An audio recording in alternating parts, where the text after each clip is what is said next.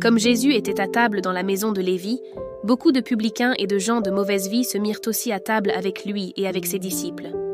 Les scribes et les pharisiens, le voyant manger avec les publicains et les gens de mauvaise vie, dirent à ses disciples : « Pourquoi mange-t-il avec eux ?» Jésus leur dit : « Ce ne sont pas ceux qui se portent bien qui ont besoin de médecins, mais les malades. Je ne suis pas venu appeler des justes, mais des pécheurs. Bonjour mes frères et sœurs, j'espère que vous allez bien, par la grâce de Dieu. C'est lui qui nous a accordé le souffle de vie et nous permet d'être ici aujourd'hui, pour le servir, l'adorer, le glorifier et le connaître. Depuis lundi, Dieu a mis dans mon cœur le désir de faire connaître sa pensée. À tous ceux qui se trouvent dans un état de culpabilité, qu'elle soit interne ou externe.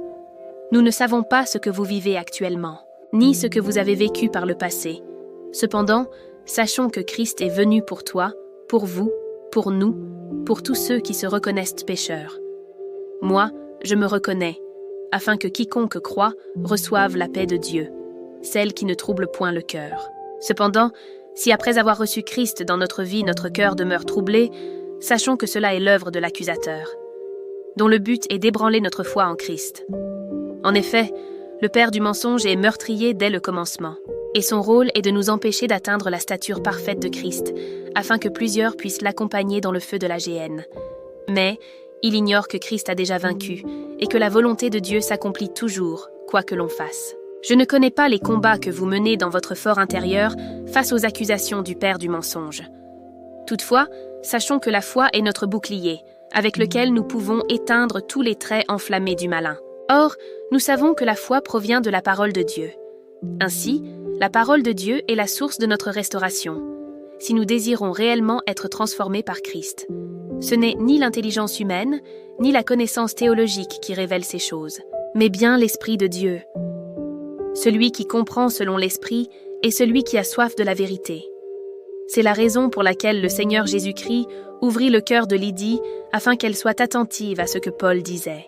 Dieu veut réellement nous libérer de nos fardeaux, mais il attend que nous soyons disposés, car il agit en fonction de notre foi.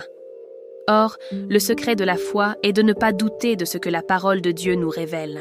Dès lors, posons-nous ces questions. Combien d'entre nous doutent que les miracles que Dieu a opérés dans sa parole se produisent encore aujourd'hui? Combien d'entre nous croient à l'histoire de Samson? Combien d'entre nous croient à l'histoire du peuple d'Israël dans le livre du Deutéronome? C'est pourquoi Dieu nous demande de nous fortifier par sa parole, nous qui sommes dans la vérité, afin de faire face à l'adversité de ce monde. Il nous demande également de mettre notre foi à l'épreuve. Que le Seigneur Jésus-Christ nous fortifie davantage dans notre vie quotidienne. Que toute la gloire lui revienne. Que personne ne méprise ta jeunesse, mais sois un modèle pour les fidèles, en parole, en conduite, en charité, en foi, en pureté. Veille sur toi-même et sur ton enseignement. Persévère dans ces choses, car en agissant ainsi, tu te sauveras toi-même et tu sauveras ceux qui t'écoutent.